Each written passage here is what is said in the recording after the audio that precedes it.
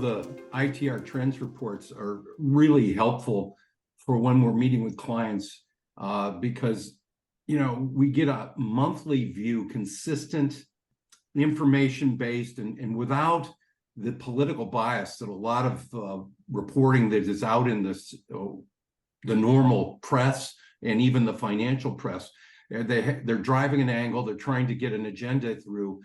And the great thing about the ITR Trends Reports is that they go on the same basis and they talk you over month to month. It keeps me grounded when I walk into a client's office and they're either excited or upset about maybe something that's going on in the economy, and we can come back and say, okay, what does that really mean? Where does that go? Is that any different than what we heard last month? We've been anticipating it.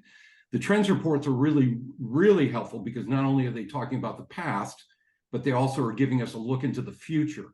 So we're basically looking within a range, and it helps keep things fact-based, rational, and consistent, which are really critical for us to be successful in communicating with our clients.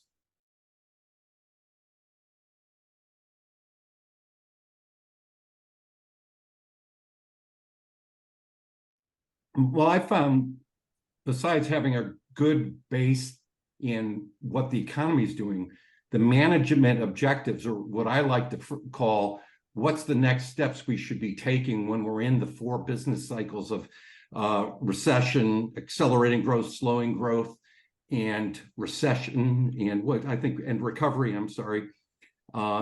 There's great information in the ITR management objectives about what should we be doing, looking at what's going on this cycle and what should we be anticipating next cycle. Those are really helpful for me because you kind of get in the weeds, especially when you're a fractional CFO, because you come in on a regular basis, but not every day. And so sometimes you get blindsided by things that have happened while you were out of the office. This gives you another chance to get a base of these are the things we should be focused on. For instance, one of my favorites is, when you're in recession, one of the things is to stay positive because you really want to be looking forward to the next cycle where we start to grow in, and reminding everybody that we're not going to be in this recession forever because everybody's going to be in a bad mood. Everybody feels uptight.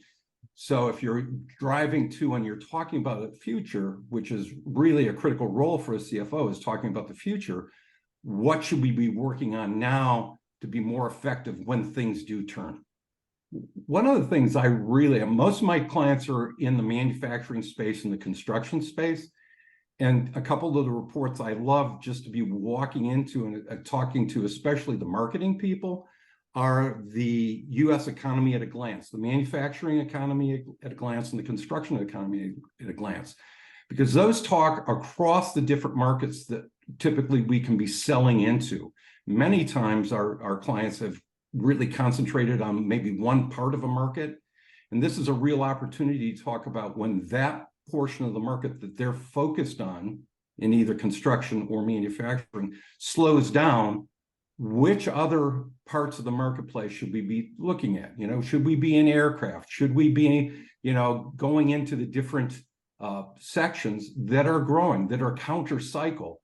So it lets you have a really powerful strategic conversation, both a short-term one, well, what are we doing this year, but just from a long-term perspective of how do we take some of the highs and lows out of the cycles we're in by choosing the markets we go into for markets that are not in alignment timing-wise.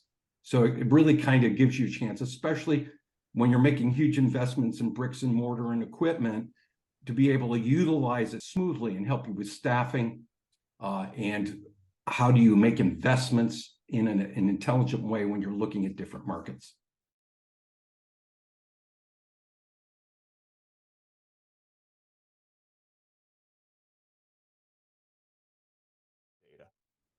Well, accurate data is our stock and trade. CFOs are supposed to be the people who are bringing facts to the team on a timely basis so they can make meaningful decisions and accurate ones based on the best information so they can go out and do their jobs. So you're really, a lot of the things with our clients, we're starting with not great information. And as we come in, we're bringing better and better information, and consistent forward-looking information is very powerful. One of the great things that I've done with a couple of my ITR clients in the past, and even businesses I've worked with, is we've been able to match our business cycles with some economic outlooks that ITRs discovered that there's alignment in. So we actually would find, for instance, the PMI was a consistent forward-looking precursor for sales in this organization. So if you've got then something that's giving you an overall economic look, your current business is going to be slow 5 months from now, it gives you a great heads up to sit down and start to talk about how do we go out and get in front of that? How do we work within the things that are in the cycles to make sure we're thinking about and going forward? The forward-looking component of a CFO's job is what makes him really valuable. And so being able to attach those concepts out with here's what's going to be happening over the next few months is very powerful. Well, the trends reports coming out monthly and being available and consistent.